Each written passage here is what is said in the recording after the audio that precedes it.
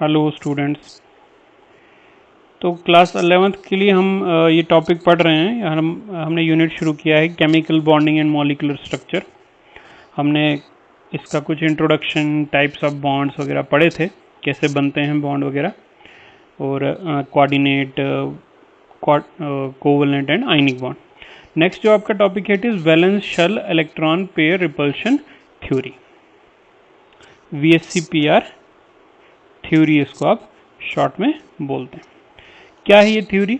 ये समझो कि एक मॉलिक्यूल के स्ट्रक्चर को एक्सप्लेन करते हैं कि एक मॉलिक्यूल का स्ट्रक्चर क्या है, किस तरह से एक मॉलिक्यूल में एटम्स जो हैं वो अरेंज होकर एक पर्टिकुलर स्ट्रक्चर बनाते हैं।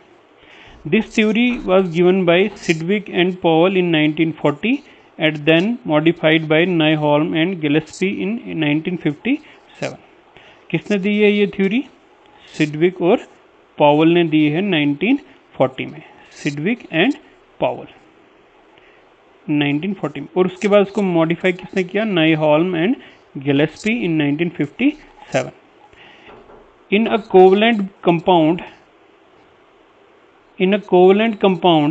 there is a central atom surrounded by the valence electron pairs which repel each other to such an extent that there is no further repulsion। क्या मतलब है इसका? कोवलेंट कंपाउंड में एक सेंट्रल मेटल होता है और उसके बाहर से जो है वो दूसरे एटम्स होते हैं। ठीक है, एक सेंट्रल मेटल है और उसके बाहर से दूसरे एटम उसके साथ अटैच है। Surrounded by the valence electron pairs which repel each other to such an extent there is no further repulsion। ये valence shell electron pair repulsion theory है। कहता है कि देखो एक सेंट्रल एटम होगा, ये मान लो सेंट्रल एटम है, तो इसका एक शेल है बाहर वाला अपना, इसको आप वैलेंस शेल बोलेंगे। तो इस शेल में एक तो इसके अपने इलेक्ट्रॉन हैं, जो भी हैं जितने भी हैं अपने इलेक्ट्रॉन।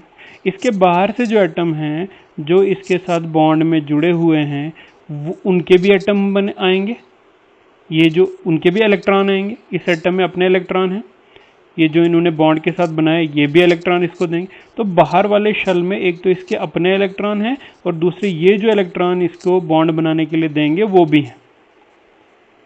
सारे इलेक्ट्रॉन इसी शेल में। अब जब एक ही शेल में इतने इलेक्ट्रॉन आ जाएंगे तो उनमें क्या होगा?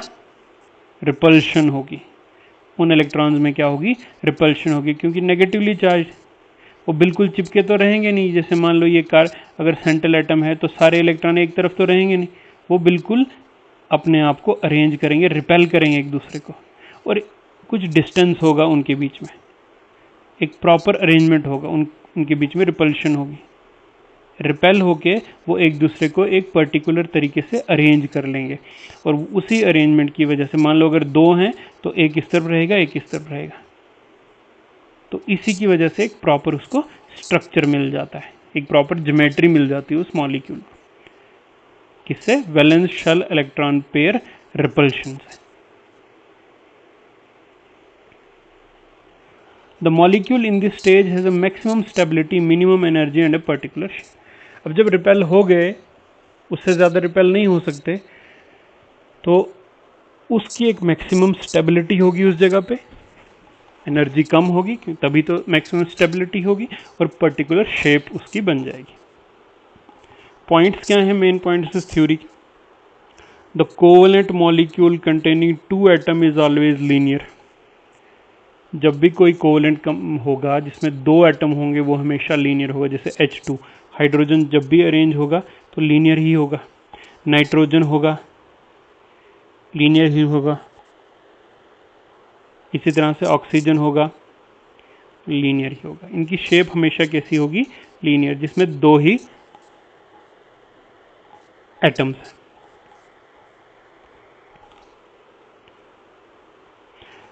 इन पॉली एटॉमिक मॉलिक्यूल्स, जिसमें बहुत सारे एटम, पॉली मतलब दो से ज़्यादा, molecule made up of 3 or more atoms, One of the constituent atom is identified as central atom to which all other atoms belonging to the molecules are linked. देखो अगर दो ही एटम हैं तो उसमें कोई सेंट्रल एटम नहीं होगा, दो हैं तो हमेशा वो लीनियर शेप में ही रहेंगे, ऐसे ही रहेंगे, एक इधर जुड़ेगा एक इधर जुड़ेगा, किसी भी डायरेक्शन में ले लो तो लीनियर ही रहेगी शेप उसकी।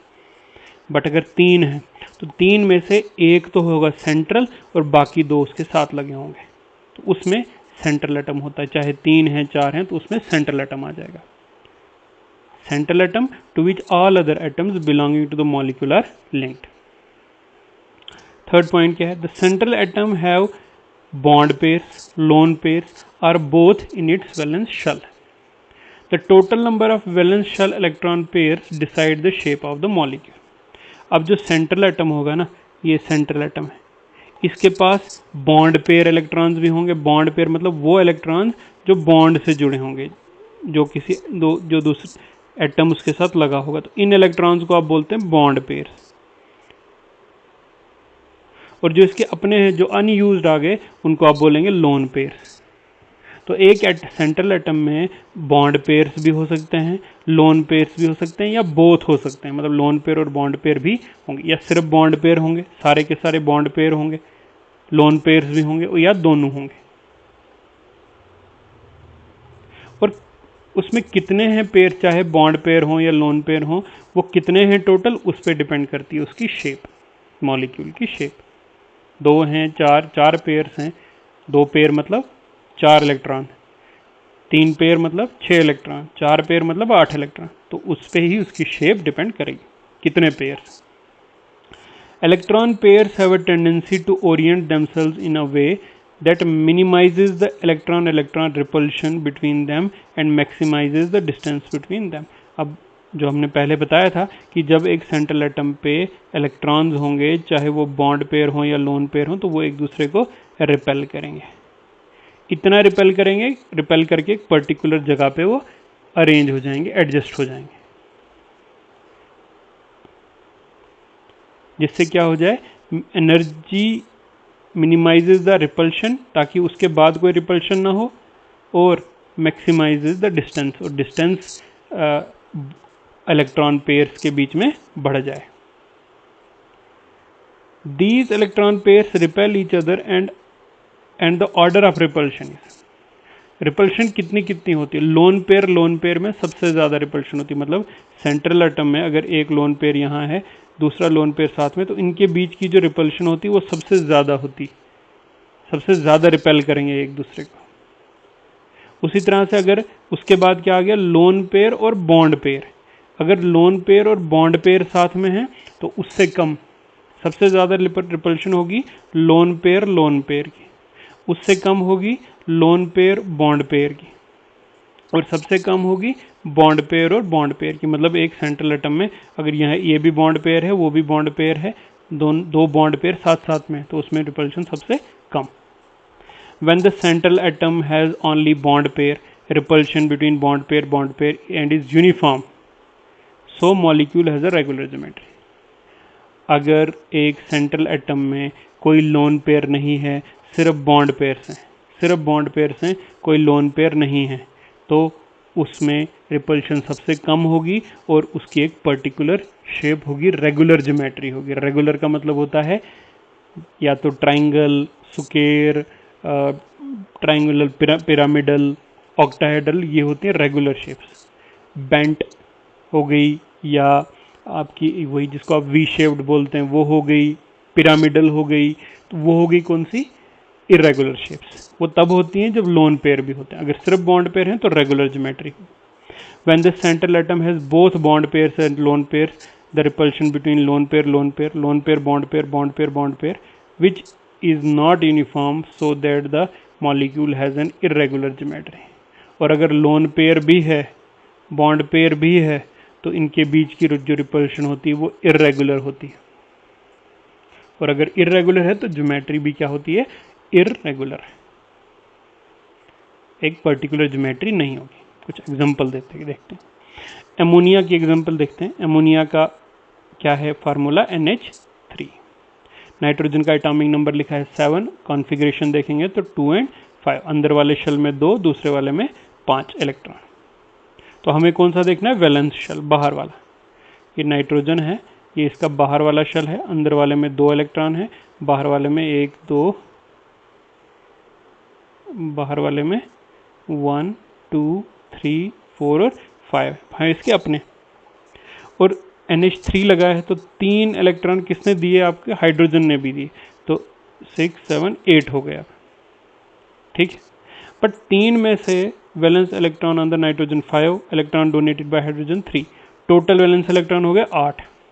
इस शेल में टोटल इलेक्ट्रॉन कितने हो गए? 8। 5 इसके अपने थे, 3 हाइड्रोजन ने दिए, हो गए 8। हो गए 8। 8 का मतलब 4 पेयर्स हैं इसमें, 8 का मतलब 4 पेयर्स है ना इसमें। अब 4 पेयर्स में से 4 पेयर ऑफ इलेक्ट्रॉन हैं 8, उसमें से 3 क्या हैं? Bond pair. देखो नाइट्रोजन के साथ 3 लगे हैं ना, हाइड्रोजन, नाइट्रोजन के साथ 3 हाइड्रोजन लगे हैं, 1 2 3 4 5 और 6।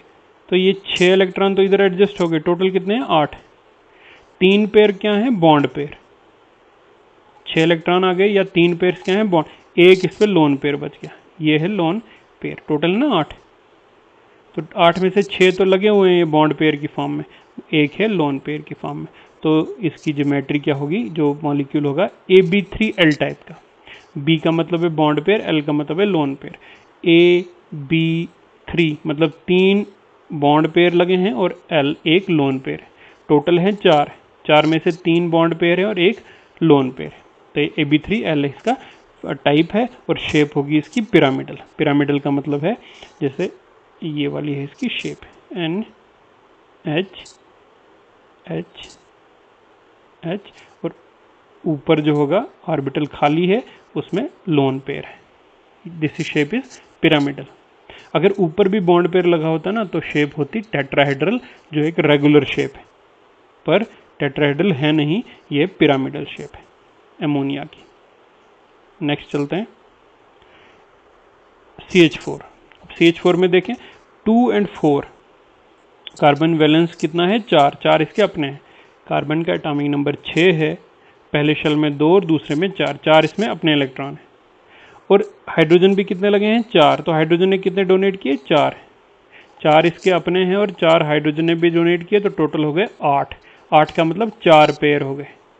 टोटल वैलेंस इलेक्ट्रॉन आ गए 8, और पेयर देखेंगे तो 8/2 करके 4 पेयर निकलेंगे। और वो चारों के चारों पेयर जो है ना वो बॉन्ड पेयर है, क्योंकि 4 हाइड्रोजन लगे हैं, तो चारों के चारों पेयर जो है बॉन्ड पेयर हैं। तो टाइप आ गया AB4 और शेप आ गई टेट्राहेड्रल, अभी जो मैंने आपको बताई। तो कार्बन की ये शेप होगी CH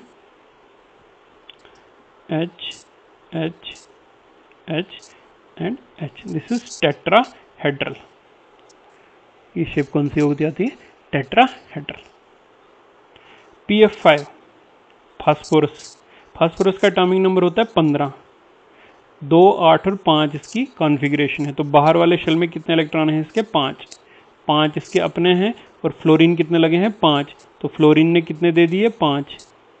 5 इसके अपने हैं, 5 दे दिए फ्लोरीन ने, हो गए टोटल 10। 10 का मतलब है, सॉरी यहाँ पे 5 पेयर्स। 10 का मतलब है कितने?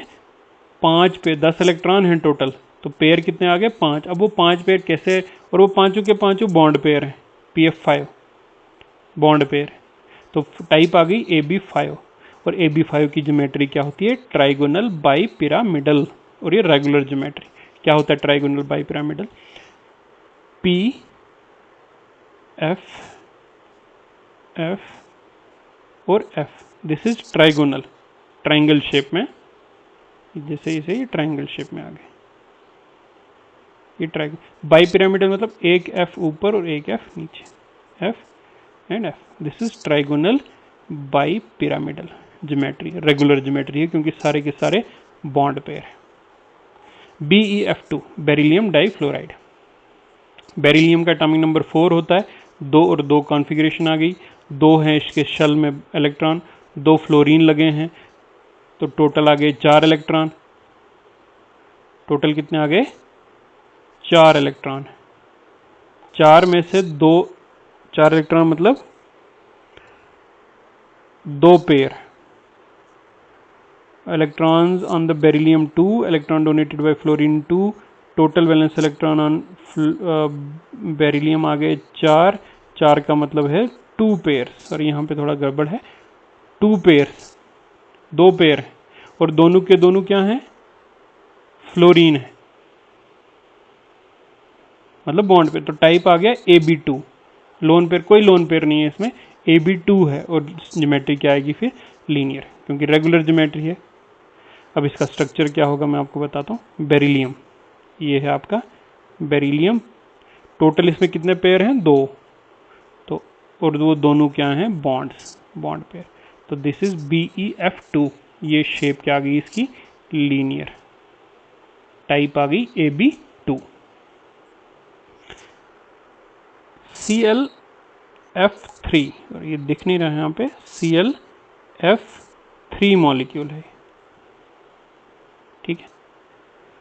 क्लोरीन का एटॉमिक नंबर 17, 2, 8 एंड 7, कॉन्फ़िगरेशन, बाहर वाले शेल में 7 इलेक्ट्रॉन, 7 हैं तो 3 दिए फ्लोरीन ने भी, 7 इसके क्लोरीन के अपने हैं, फ्लोरीन भी 3 है तो 3 इसने भी दिए, तो टोटल हो गए 10। अब जब 10 हो गए टोटल तो इसका मतलब वो हो गए 5 पेयर्स, 10 इलेक्ट्रॉन हो गए तो 5 पेयर्स हो गए। अब 5 पेयर्स में से बॉन्ड पेयर कितने हैं, 3 ही हैं, फ्लोरीन 3 ही लगे हैं, 3 bond pairs and 2 lone pairs, bond pair 3, shape जो टाइप आएगी आएगा AB3L2, क्योंकि 3 बॉन्ड पेयर हैं और 2 लोन पेयर, AB3L2। अब अगर ऐसे 5 होते तो बनता ट्राइगोनल बाई पिरामिडल, मगर अब हैं इसमें 3 बॉन्ड पेयर्स और 1 लोन पेयर। अब ये कैसे बनेगा, शेप आएगी इसकी T shaped, Cl1 fluorine, fluorine, fluorine, यहाँ भी आपका एक लोन पेयर और यहाँ भी आपका एक लोन पेयर, इसको आप बोलते हैं टी शेप में है, ये टी शेप में ना ऐसे, इसलिए इसको आप बोलते हैं टी शेप्ड। इसमें ट्रायंगल की एक पोजीशन और ऊपर और नीचे पिरामिडल पोजीशन पे फ्लोरीन लगाए, 2 जो पोजीशन थी ट्रायंगुलर की वो खाली रहती है lone pair, this is ClF3। XeF4, XeF2, XeF2 है कंपाउंड, कैसे इसको एक्सप्लेन करेंगे, जिनान 8 होता है, क्योंकि जिनान नोबल गैस है तो इसके ऑक्टेट कंप्लीट होता है, तो 8 हैं इसमें। अब 8 हैं इसमें तो फ्लोरीन भी 2 हो गए 10 टोटल, फिर 5 पेयर आ गए, 5 पेयर में से 2 ही हैं बॉन्ड पेयर, तो मतलब 3 होंगे लोन पेयर, तो टाइप आ गई AB2L3, AB2L3, वो शेप इसकी लीनियर ही आएगी, क्यों, क्योंकि XE हो रहेगा सेंटर में और जो आपका फ्लोरीन है, तो अब हैं तो टोटल इसमें 5 पेयर, तो होनी चाहिए इसकी कौन सी ज्योमेट्री, ट्राइगोनल बाई पिरामिडल, मगर इसमें क्या होता है, जो ट्रायंगुलर में 3 होते हैं उसमें 3 आपके लोन पेयर रहते हैं, क्योंकि 3 लोन पेयर हैं और F और F, तो ओवरऑल देखेंगे शेप इसकी लीनियर ही आती है। So this is XeF2। Now SF6,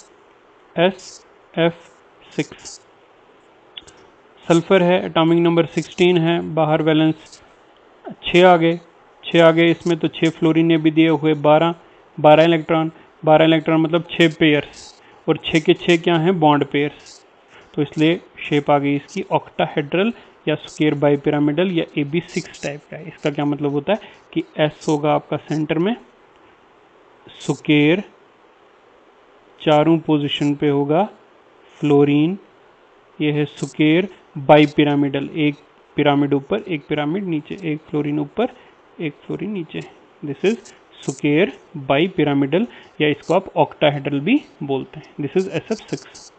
now ClF5, ClF5, हाँ, फिर वही क्लोरीन है 287, 7 इसमें क्लोरीन में है, 5 क्लोरीन ने दे दी, हो गए 12 में से हो गए 6 पेयर्स, 12 इलेक्ट्रॉन हैं तो 6 पेयर्स, 6 पेयर्स फिर वो ऑक्टाहेड्रल शेप में ही रहेंगे, मगर अब देखना ये है कि ऑक्टाहेड्रल में 5 ही हैं बॉन्ड पेयर, तो एक लोन पेयर आ गया, तो टाइप बन गया AB5L। ठीक है, अब वो शेप ऑक्टाहेड्रल तो रहेगी नहीं, तो वो रह जाएगी सिर्फ स्क्वायर पिरामिडल। अब बाई पिरामिडल नहीं रहेगी, स्क्वायर पिरामिडल रहेगी। Cl F F F and F, ये आ गया स्क्वायर, 4 आ गए और एक फ्लोरीन भी पोजीशन पे। ये आ गया आपका स्क्वायर और पिरामिडल ऊपर, और जो नीचे वाला था उसमें रह गया आपका लोन पेयर। तो दिस इज ClF5। सो ये हो गए आपके valence shell electron pair repulsion theory के बेस पे स्ट्रक्चर्स किसके, मॉलिक्यूल्स के, कोवलेंट मॉलिक्यूल्स के। तो ये किसने दी, सिडविक एंड पाउल ने 1940 में, और इसको एक्सप्लेन किया, मॉडिफाई किया बाय न्यूहॉल्म एंड गिलेस्पी 1957। इस वीडियो में आज के लिए इतना ही। Thank you.